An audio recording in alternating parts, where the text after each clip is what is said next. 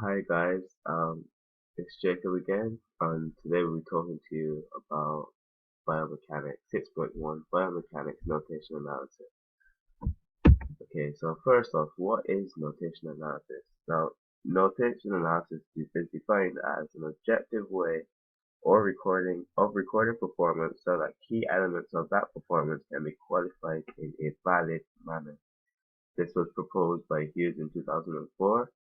So notation analysis can be used for assessing performance criteria, movement patterns, and tactics. Now, performance criteria is just different skills that you use in sports like tackling, etc. And also movement patterns. This is a method of measuring how far a performer, how much distance a performer covers in a game. So this will be able to see what movement they're doing, be able to see who's socially low, things and who's slacking or maybe not running as much when they should do, depending on their position. That could also help to determine what position they play. Tactics. This could be very useful for tactics. So for example, in basketball, if you assessed another team's stats and you saw that they shot 75% from they were shooting 25% from outside like the 3 point arc, then you would play a zone in defense so that they are forced to shoot on the outside and they don't have a scoring opportunity on the inside. That can be very useful for coaching in that sort of kind of way. Also, it can help coaches to decide what position each player plays. So if you look at their performance criteria and you see they're quite good for rebounding, or they get a lot of steals, or they score a lot of 2 point or 3 point shots, you can decide what position they play, or it can help you to decide what position they play quite easily in that sport. Their notation analysis is not all good and it's not all bad. There are a couple of disadvantages and advantages we'll talk about today.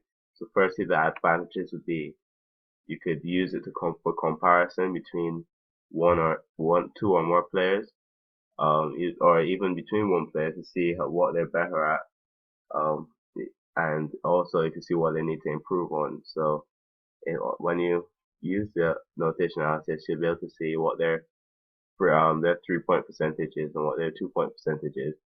And if their 3 point percentage is way lower or it's very low, under 50%, you can see that they need to improve that, or they might be able to need to improve their passing if they don't have many assists in their game in basketball.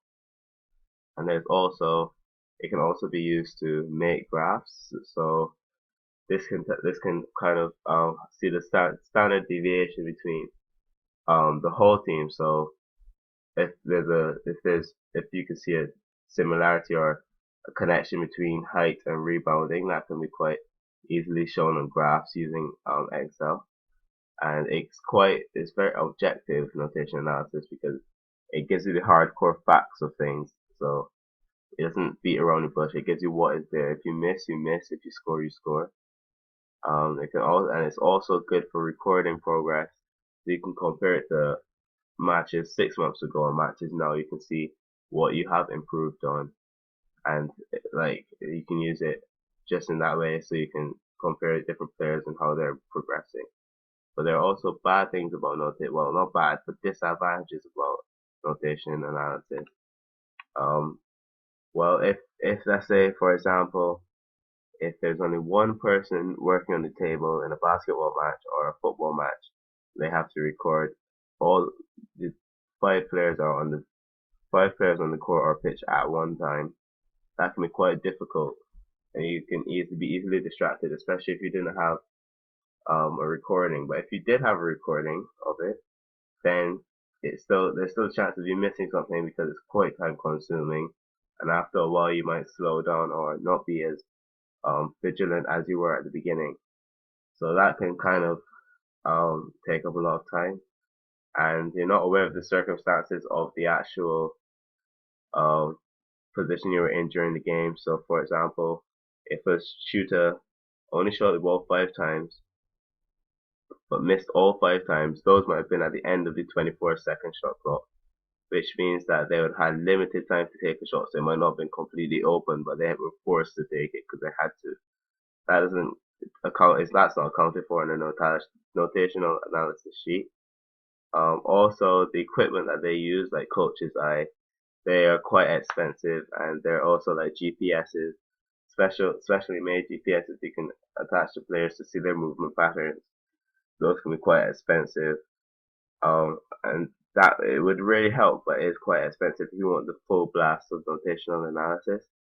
And also, is it really reliable? It can sometimes you may, if mistakes are made, that could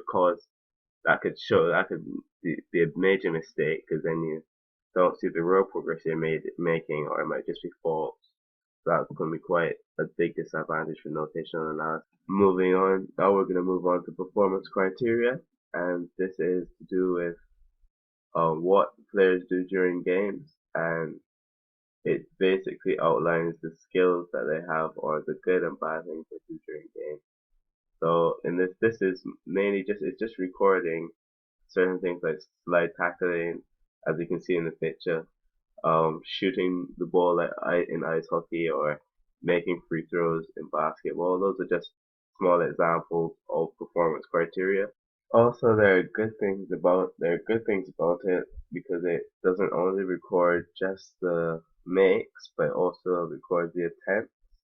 So that means that you can use it to calculate the mean or the average that you may have, and that would help to make it a lot easier to read and a lot easier to compare. You can also use it to make statistical graphs and scatter graphs and bar charts, so you can see who is doing better at what, and that makes it a lot easier for comparison.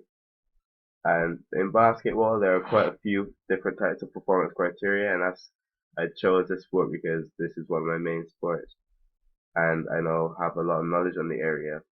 And the performance criteria I use consists of 3-point shots, 2-point shots, layups, assists, free throws, steals, rebounds, blocks, fouls, and turnovers. And I'll be mainly showing up the 2-point shots, layups, rebounds, blocks, and turnovers because I'm assessing a power forward. Now in a basketball team, a power forward is looked to for a lot of 2-point shooting. This is mainly because they're one of the closest to the basket at all times, so they're always in the post, and this is easier for them to make layups and get rebounds, and they're looked to for the scoring. So that's one of their main roles, but there is also the role of rebounding, and because they're so close to the basket, when someone shoots the ball and they miss, they're expected to grab that rebound or box out their opponent to get the rebound, so that their team can gain back possession. They're also known for blocking shots, so if outside guards drive to the basket or if they get posted up by the opposing big man or power forward, they will be able to block the shots to stop them from scoring so that their team can gain possession also. They're expected to make layups. They're expected to have a lot of layups, because it does come to the same idea of being close to the basket at all times. That's that layup range. You wouldn't take a jump shot from right next to the basket. Also, because they're in the post, the bigger players tend to have less ball handling skills, so that makes it easier to steal the ball. So those power forwards are responsible for trying to steal the ball at all times. Now, if a team does not have a good power forward, then it might be very difficult for their team to have success because there's very vital role in both the offensive and defensive end. This is why I chose to analyze this type of performance. This is basically some evidence of myself doing notational analysis with two different performers for comparison in 6.4, and at the bottom you can see the movement pattern. It's only a rough sketch because I don't have the available equipment that coaches like to see where this person moves throughout the match. But this is my rough sketch of it. Thanks for listening, and hope you enjoyed it.